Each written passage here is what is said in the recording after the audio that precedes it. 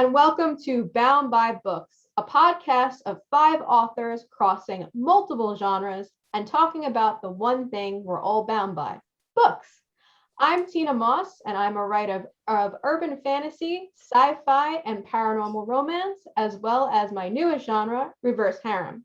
And if you're watching this on YouTube, yes, I am blue today. I have blue hair.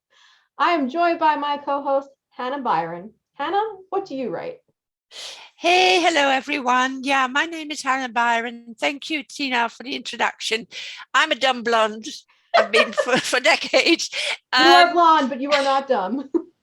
From across the big pond, as you would say. I'm in Europe, to be precise. I'm in Holland at the moment, and I write in just one genre, and that is historical fiction.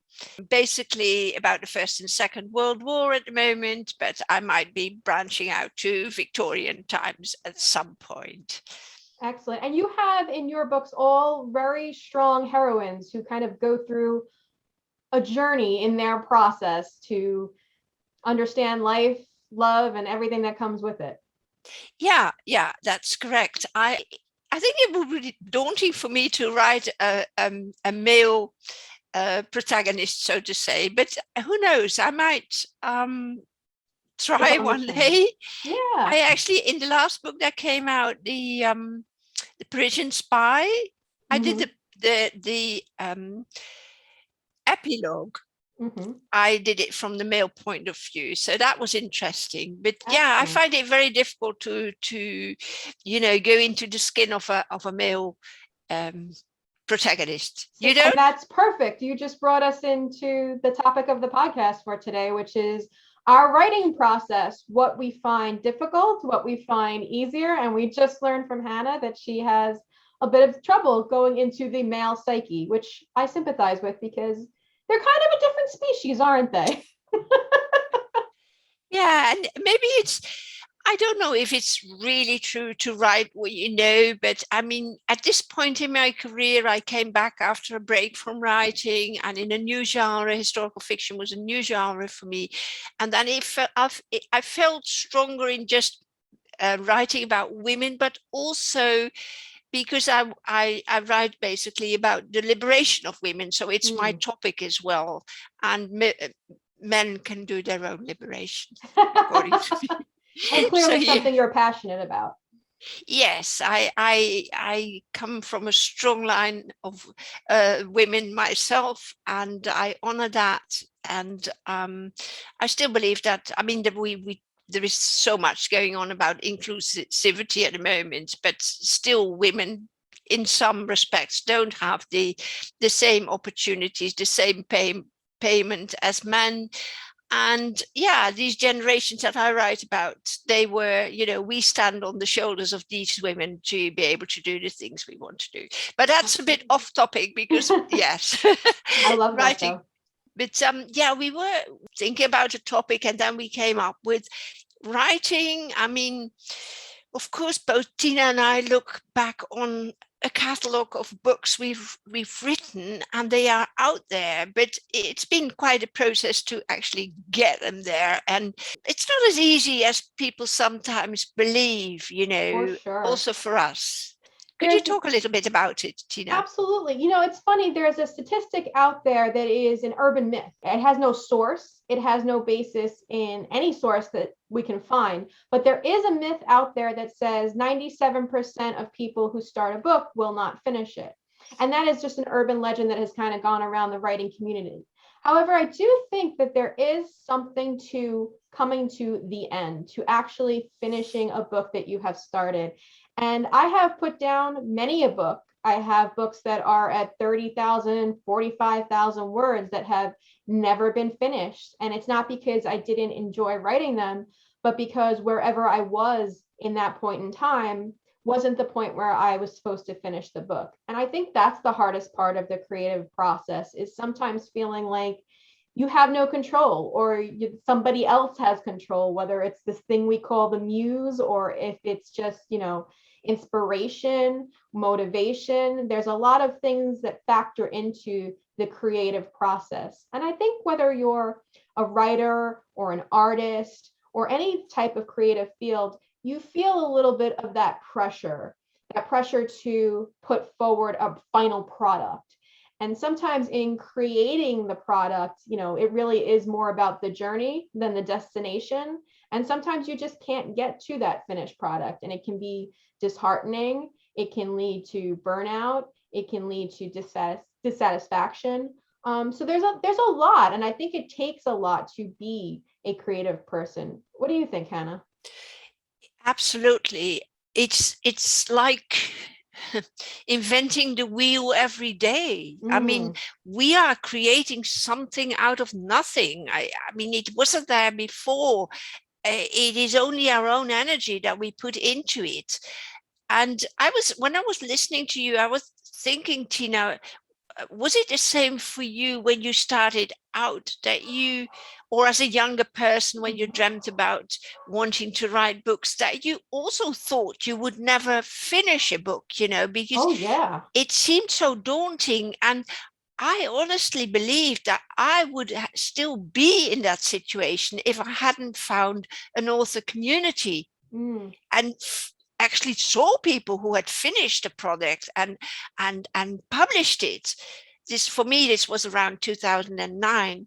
But before that, I had written manuscripts, but I often ended up at like 30,000 or 40,000 words, because I never saw that they could actually find an outlet, or I didn't believe I was a writer. How was that for you?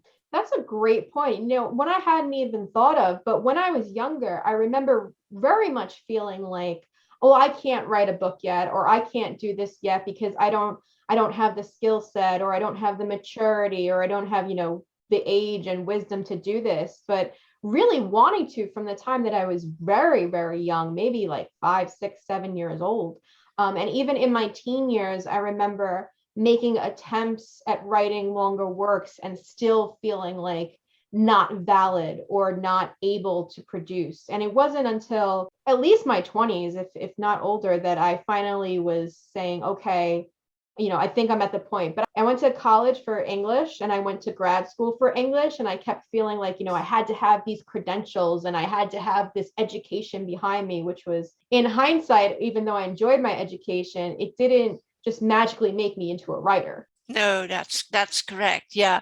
So yeah, I honestly am baffled when I mean, there are I would almost say kids at 15, 16, 17 bringing out books. I'm always baffled that they find this courage and just do it, because it's true what you say. You think it has to come with maturity, with taking courses, with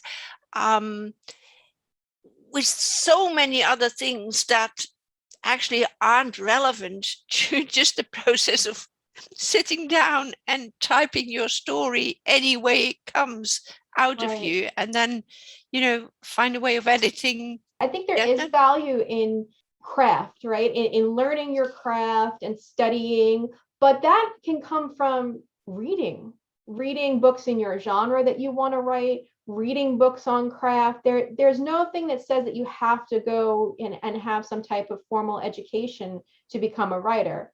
Is it valid? Of course it is, but it's also just as valid if you never came up through any type of writing program and just sat at your desk one day and said, hey, I've been a reader for this long and I would like to write a book now, and then do it. And I think also having that community of people, like you said, is just so incredibly helpful. Having people who understand what it's like to go through this process, having friends to talk to and call up and say, hey, I'm stuck on this part. Can we talk this out?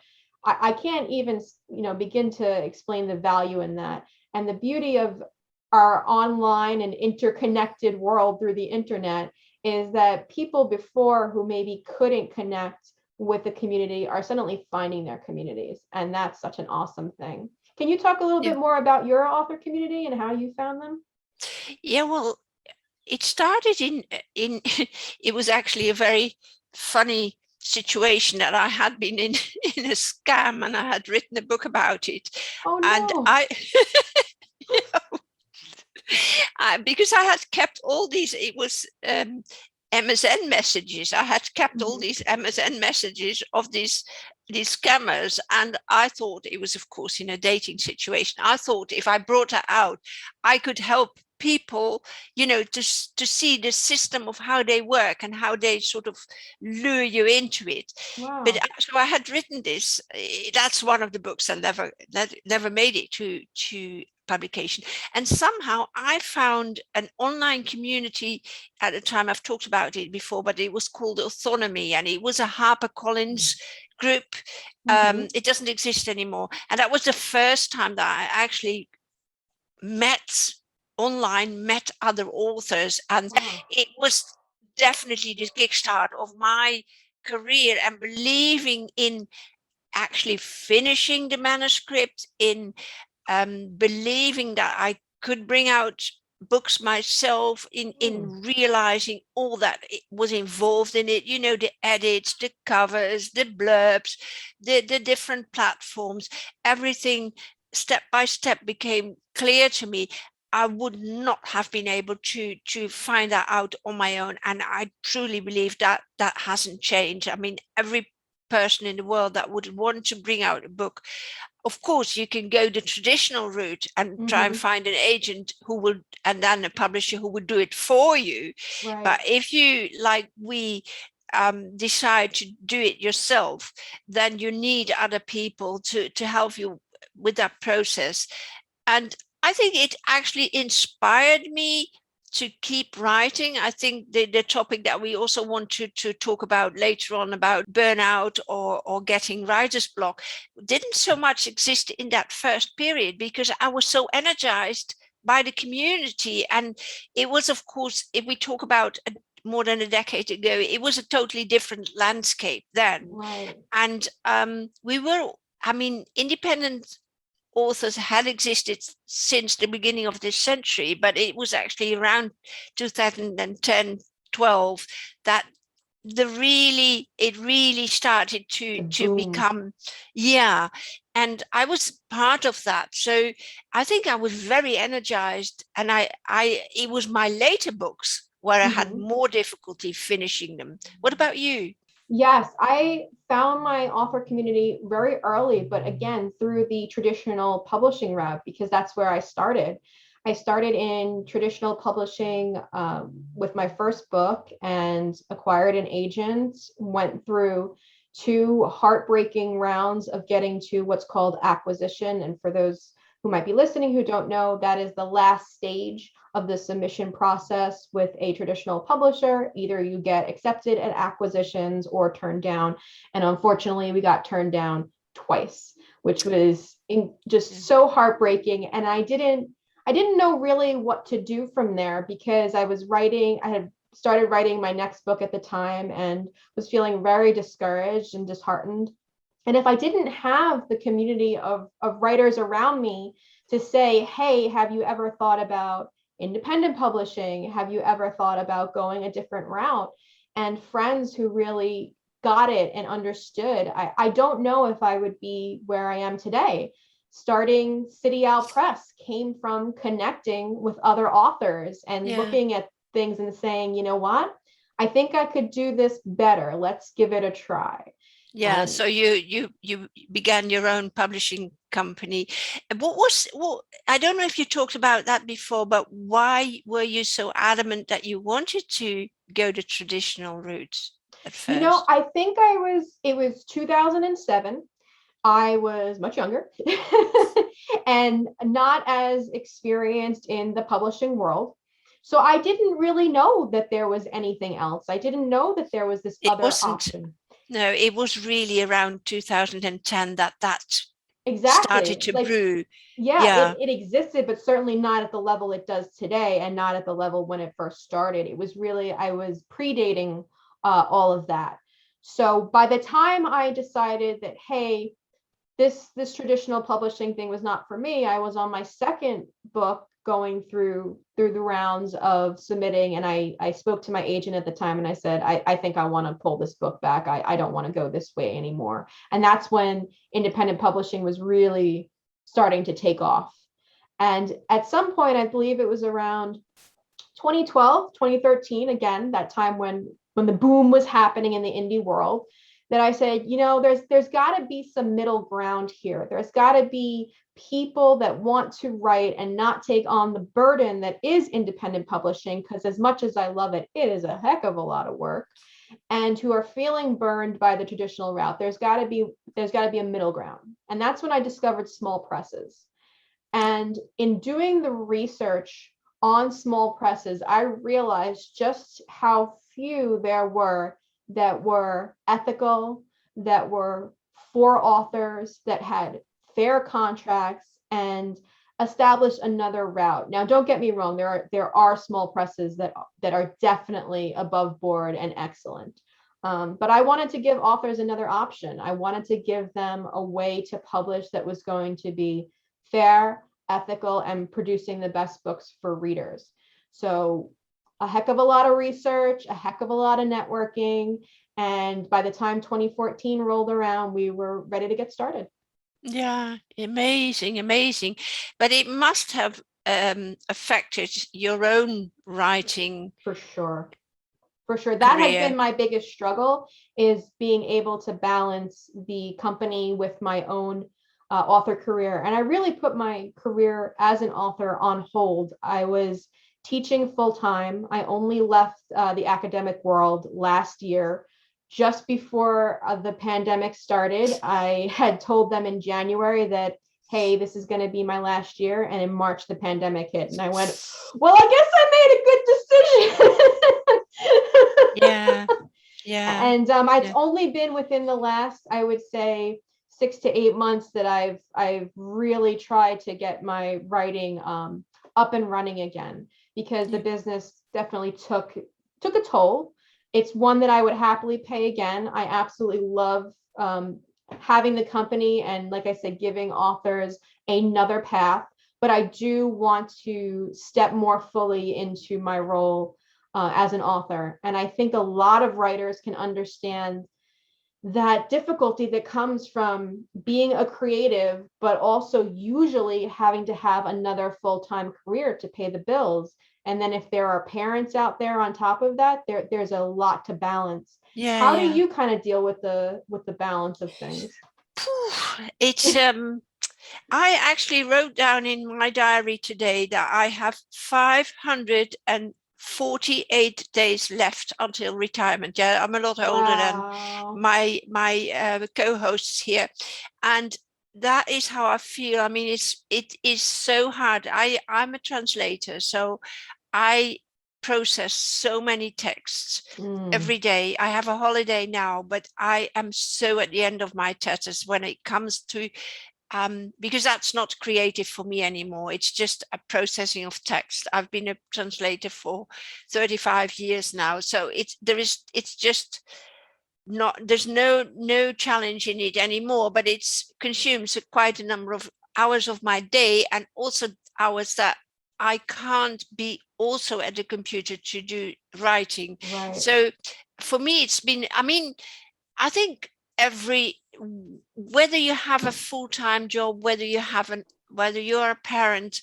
whether you are, even if you would be a full-time author, I think writing in itself is a very intense job, which so apart from all the other things, because I have a couple of weeks that I can fully concentrate on writing, and I had much bigger plans for like 3,000, 4,000, 5,000 words a day that I could easily do.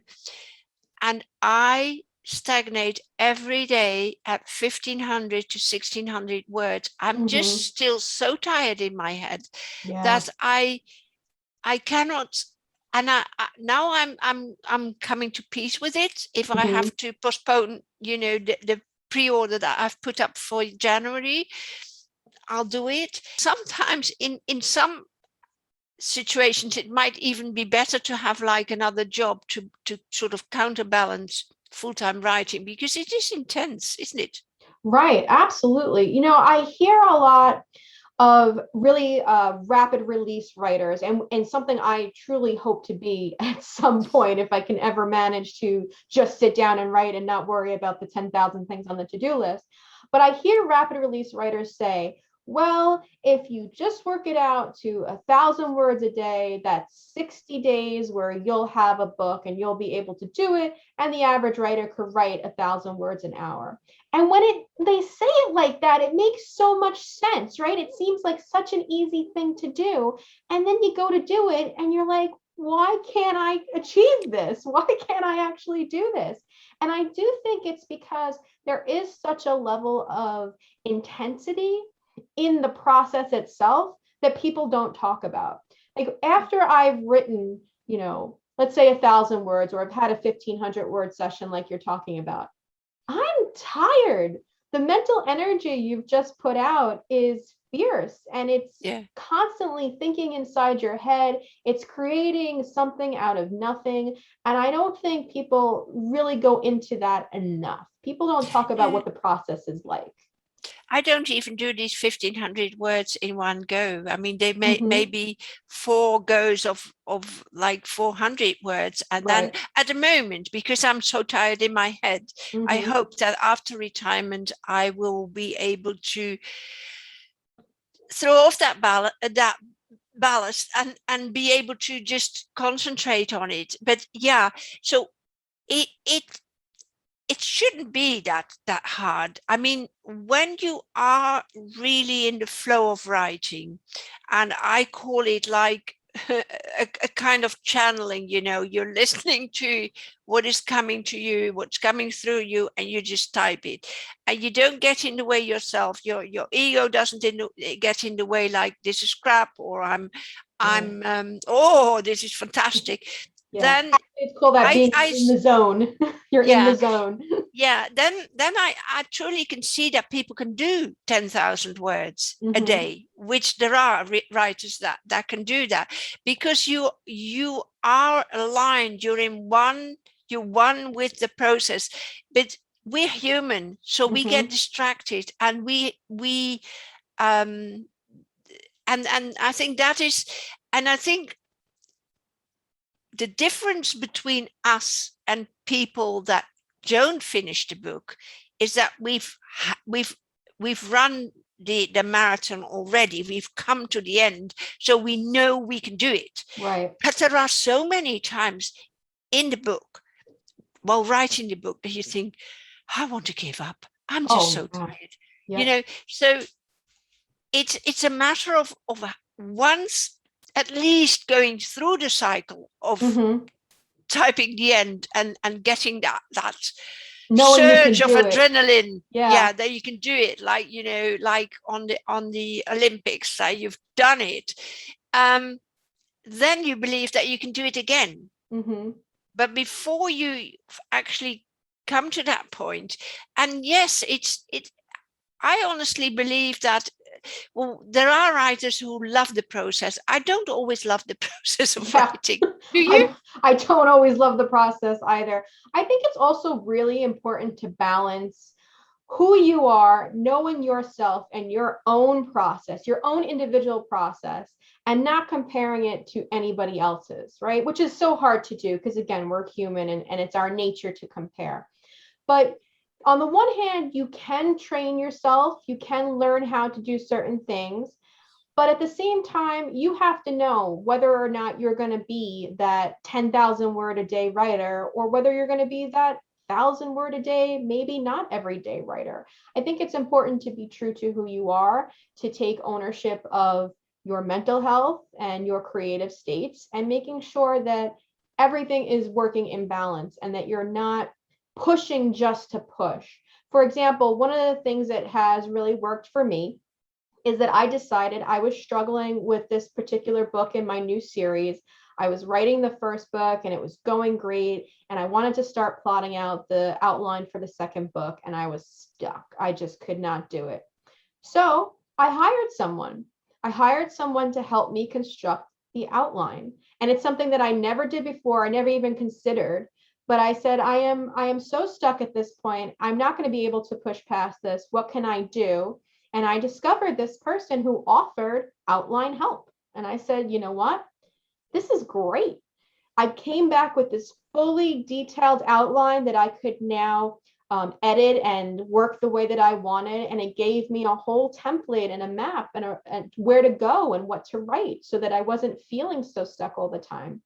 So I think it's important to know yourself, know when you need outside help and support, and to use the resources available to you. You don't have to feel ashamed that you're not doing things the way that your favorite writer or the way somebody else has said, this is how you must be an author. Yeah, I agree. I didn't even know that existed, I that you didn't could. either. What a great thing.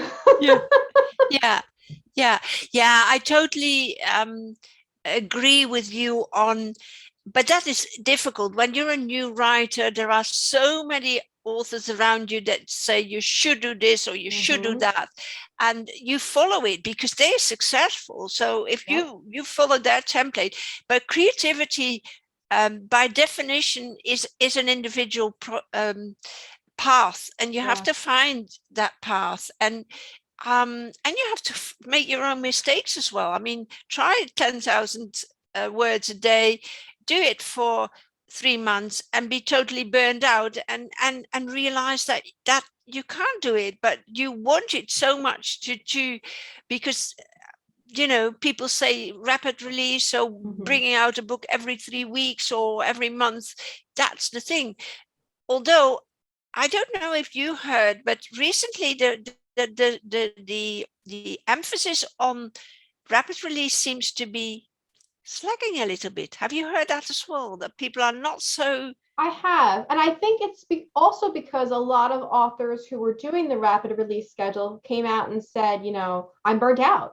This is not working for me anymore. Or they do what's called stack their books. So they will write several books before they release even the first book. So they'll have, like, let's say 3 or 4 books under their belt, and then they'll release them.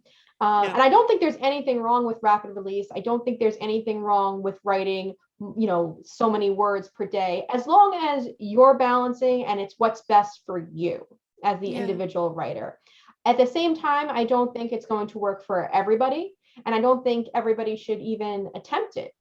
Like I said, I very much want to be a rapid release author. I very much want to be able to write that many words a day. But the reality of my life is saying every corner of the universe is yelling at me to be like, Tina, this is not the way for you. You have to come up with a different way.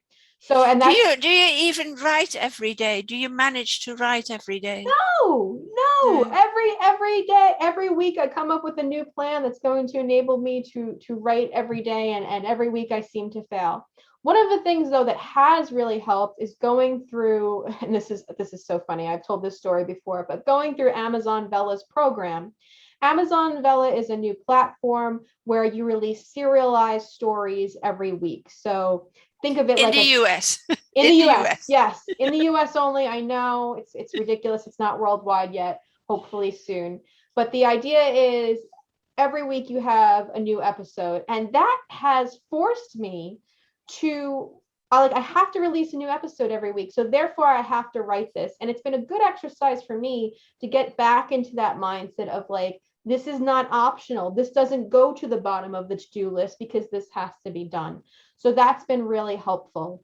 And it wasn't something that I planned to do. It literally came from the viral TikTok video, which readers were like, hey, we know you were kidding, but this also sounds great. So maybe you should write this. And suddenly I became a reverse harem author, which is another genre I never thought I'd write. So I think the lesson here is hence her hair. Yeah, her hair hence color. the hair. So I think the lesson, though, is when the universe tells you to do something, just kind of follow it and go with it. and yet a word of caution. So you say, I'm doing it because it's on the to-do list, and it gives you a good feeling that that you actually do it. And yet you don't know if it is forcing yourself too much at this point in time, because that is it is like a drug, writing. So you are so happy when you actually have your word count for the day or for the week. I hear you say, I have to revise my plan every week. Well, I found out that I can't embark on a new book immediately after I've finished my old book. And I beat myself over the head. Now is the time. It's been 3 weeks. Now. So this is something so strange. So on the one side, you get this kick when you do it, and or you make your deadline, or you've got set a pre-order and it's done. On the other hand, it takes a toll. And what is that fine line? When is it healthy? Right. For me, I needed a kick in the butt. And I think that this was literally, just like I said, the universe's way of saying, hey, you don't prioritize this thing that you love to do. So here is a way that we are going to make this a priority for you. Because right now, I had already planned to release my new sci-fi series this year, at the beginning of this year. And now it's not going to release into the fall, and I'm still behind. I really plan to do, like I said, stacking, do several books first before release, and I'm still not even done with the first book. So this was definitely what I personally needed to get writing again and make it a priority. I think that's the other difficult part, right? Because we have so many priorities in our life. So where does a creative endeavor fall? If it's not the thing that is paying the bills, if it's not taking care of our families and friends' needs, right? If it's not something external to ourselves, then is it a priority? Because so often we don't make ourselves the priority.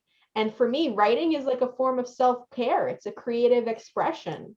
So that part is where I think I needed the kick in the butt. Yeah. And then the great feeling that you actually write your episode every day or every week, that is such a good feeling. I agree. I've said, and this is really true for me, if I fail to write for a longer period of time, I become depressed. I don't realize it. I don't connect it directly to my not writing. Right. It's the fact of sitting in my chair, and we were talking before we started recording about this idea that there is a spirit that has a number of stories, and if you sit in your chair and are ready to type, you will get the story, but the spirit won't wait. If you are not in your chair and you're not at your keyboard, it will go to somebody else who is ready. So I think I feel that if I dry up, something in me dries up when I don't write. But on the other hand, that the need for the kick in the butt is really strange. So on the one hand, we love it. On the other hand, it is so hard, so elusive to actually get butt in chair and do it. Yeah.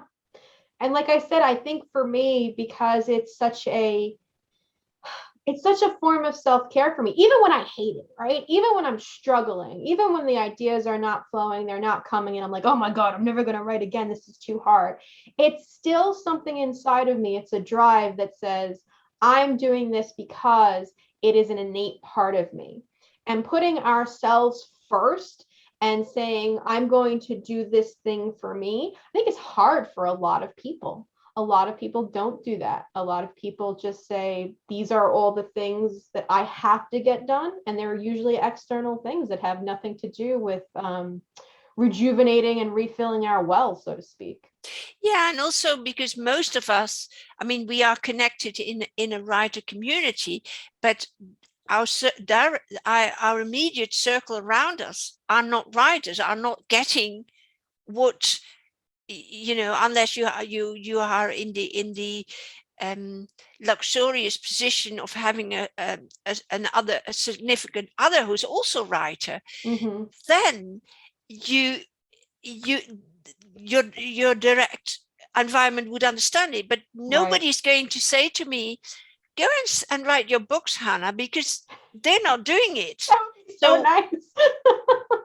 No, because they would, I mean, yeah, they don't get it. So that is something that I think, yeah, the idea of sitting in your chair. So not only do you have to create that energy for yourself, that situation where you have the space that you can write, but also to really, yeah, keep your own energy going in that way. Absolutely. It costs a lot of um of effort, but it's worth it. So I would really say to everyone who ever has a dream to write a book, yeah, it's the best thing you can do.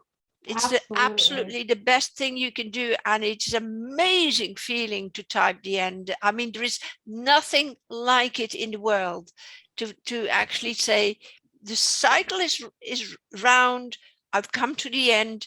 It needs a lot of work. It still needs edits. It might need 10 more rounds, but the story is on paper. That is such an amazing feeling. I know nothing like it. Really, I don't. Absolutely. And I would just add, for every person out there who has this sense of imposter syndrome, who has these limiting beliefs of, I can't do this, I'm not good enough, right? We all have it. There is not an author I know that has sat at the keyboard or grabbed a piece of paper or typed on their phone or whatever they could do at any time, writing on a napkin, right? There's nobody who's done this creative art who says, I'm brilliant all the time. There is always a sense of not feeling good enough. It doesn't happen all the Yeah. time, every time, but at some point in every author's career, they've felt it. So you're not alone in that feeling, and it is And very what's normal. yeah, and what's worse, you pick up a book or you listen to an audiobook and you think, oh, that writer is able to do it so much better than me. So, but that's so, whoa, if only I could write like that. Right? So that's also that you think, wow, I'm just an amateur. I can't do this. But yeah, because that's another thing that when you're a beginning author, we talked about doing courses and being insecure, but it does take quite some time before you find what we call your voice. Mm-hmm. Correct? Yep. Yeah. So it's not like, and that voice of course is influenced by all the books you've read, but through all the process of writing and bringing out, even not bringing out the books but just creating stories on paper, you eventually find your voice, and then you feel stronger as well, even if there are millions of authors that are more brilliant than you, that you think, yeah, but this is my voice. And also, of course, if reviewers say that's a unique voice, or that's something that I love And other slightly. authors are rooting for you. Like, there is not a time that I can think of when I was writing paranormal romance where, a younger author in particular would come and say, hey, I'm writing this paranormal romance, but I loved your book and I don't feel like mine's going to be good enough. And I would always just feel like, what do you mean? It's going to be great because you're writing it. You're telling the story. I can't write that story because I'm not you. And you're going to have this amazing take on it. And man, I can't wait to read it. Right? We are all authors, but we are readers too. We read what we love. So it's super exciting, especially when a newer author comes on the scene and is like, hey, here's my book. I can't wait to read your book. And I know that other authors feel the same way. So when you see somebody at the pinnacle and you're thinking, oh my gosh, I could never be like them, that person is rooting for you because we all want more books. Yeah, absolutely. I would like to ask you one question about, because we were talking about what is hard in writing and what is Mhm. easy. What is hardest for you? What is easiest in the whole process? Okay. So, if I just like knock out the obvious things of procrastination and having enough time and all of that, the actual difficult part of the writing process, I would say, is the blank page. Having that, staring at the blank page for me and getting the beginning down is probably the most difficult. I know a lot of authors feel like the soggy middle, but because I'm such a plotter, because I will live and die by my outline, do not take my outline from my cold dead hands. I always have the hardest part with getting it all down, outlined out first, and staring at that blank page. So for me, that's the most difficult. What about you, Hannah? So now you've talked about your most we'll difficult. We'll get to the easy one, but the difficult first. Yeah. Probably the same, because as you were talking, I was thinking, why is it so hard for me to start a new book? Mm-hmm. I am a medium plotter. Mm-hmm. I do plot a lot of the psychology, the theme, but I do not plot really the scenes. Right. Mm-hmm. No, I don't plot them out. I have an idea of what, but I do plot a lot the characters, the main characters. So I must say that I do I keep chipping away on the first paragraph. Yes. I do, and I every time paragraph. So yeah, it's probably the beginning as well that is hardest. And yeah, it is that, as I said, writing the end is such an exhilarating feeling. Mm-hmm. So the beginning is for me also, it's the hard part. It is creating something out of nothing. Yep. Only I have that idea in my head, but it's still not on paper. And it's also I think it's also very daunting, because I know how many hours it will. I mean, I write long books, they're 120, 130K. So I know it's months and months ahead of me, for me, lots of research as well. So maybe I should give myself a little pat on the shoulder, say, you can do it, Hannah, you can do it again. But it's also, it's daunting. So it's not just the idea of the first paragraph, but also this whole new project in front of me. And will I be able to carry it off? It's kind of like mountain climbing. Like, I absolutely love mountain climbing in theory. And then when I go to do it, I say, what am I doing? Am I insane? Why am I doing this again? This is crazy. And then, of course, the experience afterwards, when I've actually climbed the mountain and come back down, I'm like, after I get over the mind-numbing pain that I'm in for weeks, by the way, afterwards, I can say, oh, that was so amazing. That was so great. I can't believe I did that. That was awesome. And then I go back and do it again. You talk about mountains. I already have that with 1 hour in the gym. I think, what am I doing? This is terrible. But afterwards, I'm like, that was great. I can totally do it again. Yeah, it's absolutely the same. It's where you train muscles with the writing, you train the creativity muscle. When you start off again, it's hard. So I think I agree with you that for me also the beginning is seeing the whole mountain in front of me, and not being able to slide down on my bottom on the other side yet. Exactly. On the flip side of that, and I please don't hate me if you don't like this part, the easiest part for me is editing. And the reason is because, again, I did come up through academic programs in English. I was a teacher for many, many years. I was a professor for a handful of years. And I was, of course, an editor. And I still edit some. I'm not supposed to be taking on new authors, but seemingly it keeps happening. I do also edit. So the editing process for me is the easiest part, because the book's already there. It's laid on the table, and I can just pick it apart and make it shine. What's the easiest part for you? I think we're very much in agreement here.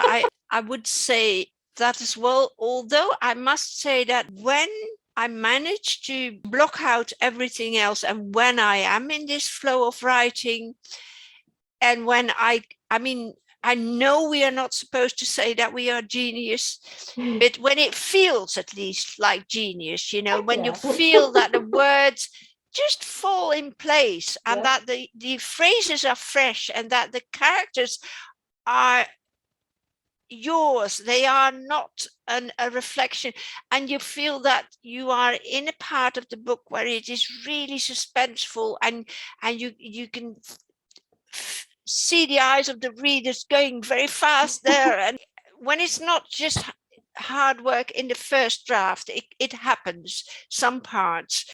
I must say that in the book that I'm writing at the moment, I haven't really had that, maybe for short periods.